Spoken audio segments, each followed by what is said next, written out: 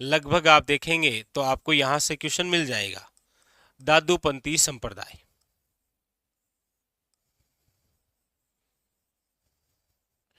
देखिए, सबसे पहली बात तो यह है कि ये जो दादूपंथी संप्रदाय है, इस दादूपंथी संप्रदाय के फाउंडर कौन है? तो याद रखिएगा कि दादूपंथी जो संप्रदाय है, इसके जो संस्थापक हैं वो कौन है? तो याद रखिएगा वो है संत दादू दयाल। कौन है? संत दादू दयाल। ये जो संत दादू दयाल हैं, इन संत दादू दयाल को कहा जाता है राजस्थान का कबीर। याद रखिएगा, क्या कहा जाता है? राजस्थान का कबीर। संत दादू दयाल जो है वो, याद रखिएगा, निर्गुण भक्ति के संत है। ठीक है, ये जो संत दादू दयाल है, याद रखिएगा, इनका जो जन्म है वो हुआ है 1544 में। कहां पर हुआ है? तो याद रखिएगा अहमदाबाद, गुजरात। कहां पर हुआ है? अहमदाबाद, गुजरात। ये किनके समकालीन थे? तो याद रखिएगा ये थे अकबर के समकालीन। किसके समकालीन थे? अकबर के। इसीलिए याद रखिएगा, वेरी वेरी इंपॉर्टेंट स्थान है फतेहपुर सीकरी। और फतेहपुर सीकरी स्थान कहां पर है? तो आप सब जानते हैं यूपी में। तो इसी फतेहपुर सीकरी नामक स्थान पर, याद रखिएगा, 1585 में अकबर और संत दादू दयाल की मुलाकात हुई थी। अकबर व दादू की मुलाकात। और ये जो मुलाकात है ये किसके सहयोग से हुई थी? तो याद रखिएगा आमेर के कछावा शासक भगवंत दास के सहयोग से। वेरी वेरी इंपॉर्टेंट, याद रखिएगा। तो दादूपंथी संप्रदाय के संस्थापक कौन है? संत दादू दयाल, जिन्हें राजस्थान का कबीर कहा जाता है, जिनका जन्म 1544 अहमदाबाद, गुजरात में हुआ। ये अकबर के समकालीन थे। याद रखिएगा 1585 के अंदर अकबर और संत दादू दयाल की मुलाकात हुई थी फतेहपुर सीकरी के अंदर। किसके सहयोग से हुई थी? तो याद रखिएगा ये हुई थी भगवंत दास के सहयोग से। ठीक है, ऐसा पूछ लिया जाए मुलाकात किसके सहयोग से हुई थी, तो याद रखिएगा भगवंत दास। ये भगवंत दास कछावा है, आमेर के जो शासक थे। ठीक है, भगवंत दास के सहयोग से हुई। वेरी वेरी इंपॉर्टेंट, याद रखिएगा। ठीक है, इसके अलावा देखिए और क्या विशेष बात है? विशेष ये बात है कि संत दादू दयाल, पूछा जाता है संत दादू दयाल के उत्तराधिकारी कौन थे? संत दादू दयाल के उत्तराधिकारी कौन? तो आपको याद रखना है कि संत दादू दयाल के जो उत्तराधिकारी थे उनका नाम है गरीबदास। लेकिन आपको पूछा जाए कि इस गरीबदास के उत्तराधिकारी कौन? ये इंपॉर्टेंट, याद रखिएगा। संत दादू दयाल के उत्तराधिकारी तो कौन है? गरीबदास जी। गरीबदास जी के उत्तराधिकारी कौन है? याद रखिएगा मिशकन दास जी। कौन है? Mishkan Das ji. Very very important. पूछा जाए आपको कि संत दादू दयाल के प्रसिद्ध शिष्य कौन है, तो आपको याद रखना है कि संत दादू दयाल के जो प्रसिद्ध शिष्य हैं वो है आपके संत रजब जी। कौन है? संत रजब जी। ये जो संत रजब जी हैं ये सांगानेर के क्या थे? पठान थे। सांगानेर के पठान। शादी करने जा रहे थे, बीच रास्ते में संत दादू दयाल के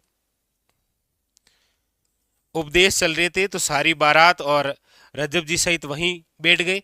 और कहते हैं कि रजब जी संत दादू दयाल के उपदेशों से इतने प्रभावित हो गए कि इन्होंने शादी करना तो कैंसिल कर दिया और वहीं से भगवान की भक्ति में लीन हो गए।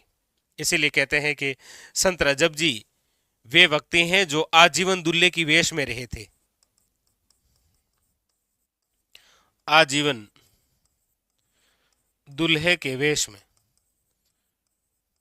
ठीक है, और दूसरी बात याद रखिएगा, संत रजब जी की जो रचना है वो बड़ी इंपॉर्टेंट है। एक तो है रजब वाणी और एक इनकी ओर है, याद रखिएगा, सर्वेंगी या सर्वांगी। एक रचना इसकी ओर है। जैसे संत दादू दयाल है, इनकी भी तो रचना है, जैसे दादुवाणी, जैसे दादूरा दोहा, ये इनकी क्या है, प्रमुख रचना। और संत दादू दयाल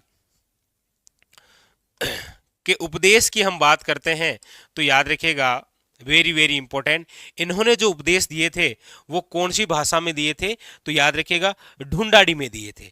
यदि ढूंढाड़ी कभी ऑप्शन में नहीं आए तो फिर आपको याद रखना है सधुकड़ी, वेरी वेरी इंपॉर्टेंट, ठीक है। इसके अलावा याद रखिएगा कि दादूपंथी जो संप्रदाय है इसकी कुल कितनी शाखाएं हैं, ये इंपॉर्टेंट।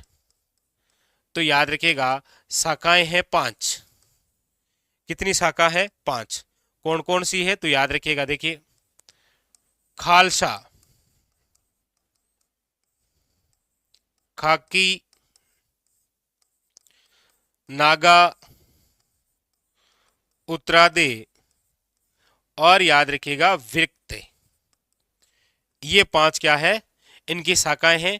इनमें से आपको याद रखना है कि नागा जो शाखा है इसके जो संस्थापक हैं वो कौन है, तो याद रखिएगा सुंदरदास जी। कौन है, सुंदरदास जी। अब देखिए सुंदरदास जी, रज्जब जी, गरीबदास जी, मिस्कंदास जी, माधोदास जी, बखना जी, जगन्नाथ जी, ये सारे के सारे क्या है, संत दादू दयाल के शिष्य हैं, याद रखिएगा, वेरी वेरी इंपॉर्टेंट। और ये जो संत दादू दयाल हैं और संत दादू दयाल के जो शिष्य हैं, यानी दादूपंथी संप्रदाय के जो संत हुए या दादू के जो शिष्य हुए, उन्होंने जो उपदेश दिए थे वो सब के सब कौन सी में दिए थे, याद रखिएगा ढूंढाड़ी में। लेकिन आप में से कोई बता सकता है कि संत दादू दयाल के उपदेश स्थल को क्या बोलते हैं? वो जो उपदेश जिस स्थान से बैठकर दिए जाते हैं ना, वो बताइए। और इसके अलावा दूसरी बात और इंपॉर्टेंट याद रखिएगा कि संत जो दादू दयाल हैं या संत दादू दयाल के जो शिष्य हैं या फिर जो दादूपंथी संप्रदाय हैं, इनके प्रमुख तीर्थ स्थल कौन कौन से हैं, तो याद रखिएगा इनके जो प्रमुख तीर्थ स्थल हैं इनकी यदि हम बात करते हैं तो फिर वो आ जाते हैं आपके सामने, देखो सांभर, ठीक है, जो कि आपके कहां पर है, आप जानते हैं जयपुर ग्रामीण। स्थान है आपके नारायणा। और वैसे भी आपको पता है कि ये जो दादूपंथ है, इस दादूपंथी संप्रदाय की प्रमुख पीठ कहां पर है, काफी बार ये क्वेश्चन पूछा जाता है। तो याद रखिएगा दादूपंथी संप्रदाय की जो प्रमुख पीठ है वो है आपके नरेना या फिर इसे ही बोलते हैं नारायणा। तो ये भी एक याद रखिएगा इंपॉर्टेंट क्या है, तीर्थ स्थल। इसके अलावा तो याद रखिएगा कल्याणपुर, ये भी दादूपंथ संप्रदाय से संबंधित तीर्थ स्थल है। एक याद रखिएगा भेराणा पहाड़ी, कौन सी पहाड़ी है, भेराणा पहाड़ी। अब देखिए यहां से क्वेश्चन कैसे आएगा, यहां से आपको 3 नाम या 2 नाम एक साथ में देकर पूछेगा वो कि निम्न में से राजस्थान का वह संप्रदाय जिसका संबंध नरेना या नारायणा, कल्याणपुर और भेराणा की पहाड़ी से रहा है, तो आपको याद रखना है दादूपंथी संप्रदाय।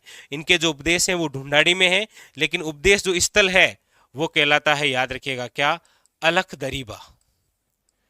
क्या कहलाता है, याद रखिएगा अलख दरीबा, ठीक है। तो इस प्रकार क्वेश्चन आता है या तो यहां शाखाओं से या इनके प्रमुख संतों से या तीर्थ स्थल या फिर ये जो अन्य विशेष बातें हैं उत्तराधिकारी या संत रजब जी, इनका थोड़ा सा याद रखना है, ठीक है। यहां से कई बार आपको देखने को मिलता है क्वेश्चन, ठीक है।